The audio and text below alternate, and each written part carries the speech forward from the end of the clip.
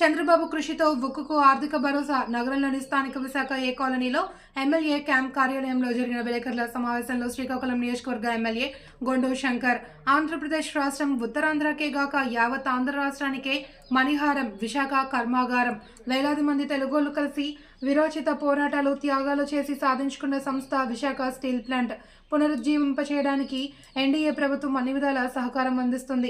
ఉక్కు కర్మాగారానికి రికార్డు స్థాయిలో లాభాలు వచ్చేలా తెలుగుదేశం ప్రభుత్వం కృషి చేయడం జరిగింది అని 2002లో అప్పటి కేంద్ర ప్రభుత్వం స్పష్టంగా పేర్కొనడం జరిగింది.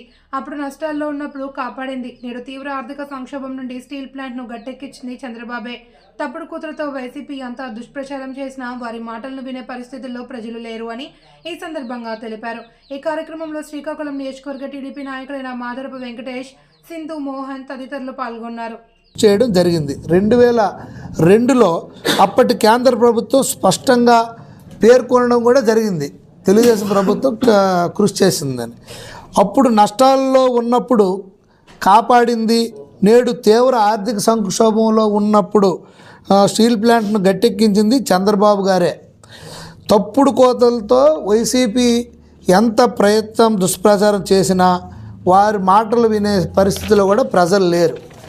ఇప్పుడు కూడా రెచ్చగొట్టి కార్యకర్తలను రెచ్చగొట్టి అందరినీ రెచ్చగొట్టి ఊరూరా వాట్సాప్ గ్రూపుల్లో పెట్టండి, మీరు అసత్య ప్రచారాలు చేయండి, దుష్ప్రచారాలు చేయండి, ఎవరైనా అడిగితే ఎదురుదాడి చేసి దుర్భాషలు ఆడించమని ఇలాంటివి గతంలో జగన్ రెడ్డి గారు ఇచ్చినటువంటి నినాదాలు. సో ఈయన ఏ రోజు కూడా ఢిల్లీకి వెళ్ళి మన ఆంధ్ర రాష్ట్రానికి కావాల్సినవి అడగలేదు. ఇప్పుడు కేంద్ర ప్రభుత్వం ఎన్డీఏ ప్రభుత్వం ఏర్పాటైన తర్వాత అమరావతి కూరుకుపోయిన అమరావతికి 15,000 కోట్లు ఇచ్చి గట్టెక్కించారు. అలాగే పోలవరం 12,500 కోట్లు ఇవ్వడం జరిగింది. ఇప్పుడే ఆల్రెడీ డయాఫ్రామ్ వాల్ పనులు కూడా స్టార్ట్ అయ్యాయి. 1 ఇయర్లో కంప్లీట్ చేసుకొని earth cum rock fill dam కూడా త్వరలో స్టార్ట్ చేసే పరిస్థితి. ఎట్టి పరిస్థితుల్లో 2027 కల్లా ఇది పూర్తి చేయడానికి సర్వశక్తులు ఒడ్డుతుంది. దానికి కేంద్రం పూర్తి సహకారం ఇచ్చింది. ఈ 6 నెలల్లో 15,000 కోట్లు అమరావతికి ఇచ్చి 12,500 కోట్లు మనకి విశాఖ 12,500 కోట్లు పోలవరంకి ఇచ్చి ఇప్పుడు 1,440 కోట్లు ఇప్పుడు 11,440 కోట్లు ఇప్పుడు విశాఖ ఉక్కుకి ఇవ్వడం జరిగింది. ఇది కాకుండా గ్రీన్ హైడ్రోజన్ అలాగే మనకి రైల్వే జోన్కి సంబంధించి ఈ రెండిట్లకు కూడా దాదాపు ఈ మధ్యకాలంలో హైవేస్ అన్నీ కలిపి 2 లక్షల కోట్ల వర్కులు స్టార్ట్ చేయడం జరిగింది. ఇవన్నీ 8 నెలల్లో సాధించుకున్న ఘనత. దీని అంతటికీ కారణం ఏంటి? చంద్రబాబు నాయుడు గారు రోజు ఢిల్లీ హస్తిన పర్యటన చేసి మన రాష్ట్ర కష్టసుఖాలను చెప్పినప్పుడు కేంద్రం కూడా మంచి విశాల హృదయంతో విని మనందరికీ ఇది సానుకూలంగా మనకి ఇవన్నీ ప్రాబ్లమ్స్ సాల్వ్ అయ్యే విధంగా ఆంధ్ర రాష్ట్రం అప్పులు ఊపులు ఉండి బయటకు వచ్చి అభివృద్ధి పదవిలోకి వెళ్ళే విధంగా, అలాగే పవన్ కళ్యాణ్ గారు ఉప ముఖ్యమంత్రి వర్యులు కానీ, అలాగే లోకేష్ అన్న గారు కానీ, గౌరవ ముఖ్యమంత్రి చంద్రబాబు నాయుడు గారు కానీ నిత్యం వెళ్ళి అమిత్ షా గారు మొన్న వస్తే ఆయనకు విన్నవించడం జరిగింది, ప్రధానమంత్రి గారికి విన్నవించడం జరిగింది, సానుకూలంగా స్పందించి మనకు నిధులు ఇవ్వడం జరిగింది. ఇప్పుడు మళ్ళీ రైల్వే జోను పనులు ఊపందుకుంటాయి. అలాగే స్టీల్ మళ్ళీ విశాఖ ఉక్కు స్టెబిలైజ్ అయిపోద్ది.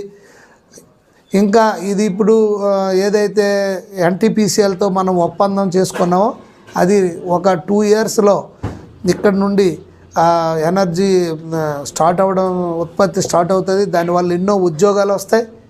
ఇలా ప్రతిదీ మనం చేసుకుంటూ వెళ్తే వీళ్ళకి పూర్తిగా 95% స్ట్రైక్ రేట్తో మనల్ని గెలిపించి వీళ్ళని చిత్తుగా ప్రతిపక్ష హోదా కూడా ఇవ్వకుండా ఓడించినప్పటికి కూడా ఇంకా సిగ్గు ఒగ్గు లేకుండా దుష్ప్రచారాలు చేసి ప్రజలు తప్పుదోవ పట్టించడానికి ఈ Jagan Reddy and team try చేస్తుంది. అయినప్పటికి కూడా ఎట్టి పరిస్థితుల్లో ప్రజలు నమ్మే పరిస్థితుల్లో లేరు.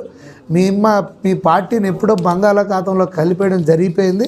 ఇప్పటికైనా బుద్ధి తెచ్చుకొని ఉన్న 11 మంది మీరందరూ కూడా శుభ్రంగా వచ్చి ముఖ్యమంత్రి వర్యులు ఎన్డీఏ కూటమిలో ముఖ్యమంత్రి పదవి చేపట్టిన తర్వాత గౌరవనీయులు నారా చంద్రబాబు నాయుడు గారు యొక్క కృషితో ఈరోజు విశాఖ ఉక్కు ఆంధ్రుల హక్కు అని ఏదైతే నినాదం ఉందో దాన్ని మాట నిలబెట్టుకుంటూ కేంద్ర ప్రభుత్వంతో పలుమార్లు సంప్రదింపులు జరిపి ఎట్టకేలకు దానికి ఆర్థికంగా ఆదుకునేందుకు 11,000 పైచీలకు కోట్లు తీసుకురావడం జరిగింది.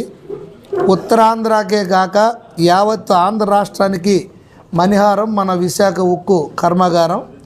వేలాది మంది తెలుగోళ్ళు కళ ఇది.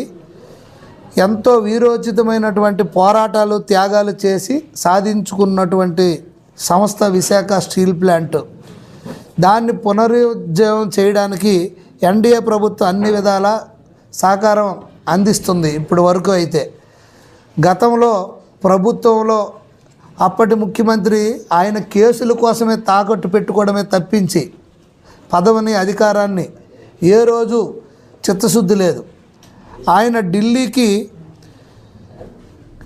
వెళ్తూ నాపై ఉన్న కేసుల నుంచి విముక్తి కల్పించండి, కావాలంటే మా రాష్ట్రాన్ని తాకట్టు పెడతానని సీఎంగా జగన్ రెడ్డి ఢిల్లీ వెళ్ళేవాడు. కానీ అందుకు భిన్నంగా ఇప్పుడు సీఎం నేడు హస్తినాకు వెళ్ళి రోజు వస్తున్నారు. హస్తినాకు వెళ్ళి మనం సాధించుకుంటున్నాం. ముఖ్యమంత్రి చంద్రబాబు గారు హస్తిన పర్యటన వచ్చి ప్రతిసారి ఆంధ్రప్రదేశ్ రాష్ట్రంకి ఏదో ఒక గుడ్ న్యూస్ కేంద్రం నుండి తీసుకొని వస్తున్నాం.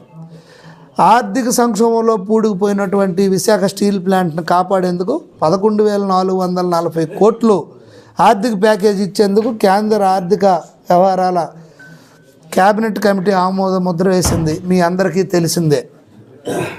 విశాఖ ఉక్కును ప్రైవేటు పరం చేయాలి, ఉక్కు ఆస్తులు అమ్ముకోవాలని జగన్ రెడ్డి ప్రయత్నిస్తే విశాఖ ఉక్కును ఏ విధంగా పరిరక్షించాలని చంద్రబాబు అహర్నిశలు శ్రమించారు. అలాగే ఏటా 7.3 మిలియన్ టన్నుల ఉక్కు ఉత్పత్తికి సామర్థ్యం ఉన్న విశాఖ స్టీల్ ప్లాంటు గత ప్రభుత్వ నిర్లక్ష్యం కారణంగా అప్పట్లో కూరుకుపోయింది. ఎన్డీఏ ప్రభుత్వం అధికారంలోకి రాగానే ఉత్తరాంధ్ర అభివృద్ధితో పాటు విశాఖ ఉక్కు పరిశ్రమపై ప్రత్యేకమైన దృష్టి సారించడం జరిగింది. దానికోసం అక్కడ ఉన్నటువంటి పల్లా శ్రీనివాసరావు గారు కానీ, ఎంపీ భరత్ గారు కానీ, మన కేంద్ర పౌర విమానయాన శాఖ మంత్రులు రామ్మోహన్ నాయుడు గారు నిత్యం ఉత్తరాంధ్రకు సంబంధించిన ఎంపీలు, అలాగే ఆంధ్ర రాష్ట్రానికి సంబంధించిన ఎంపీలు, గౌరవ ముఖ్యమంత్రి గారు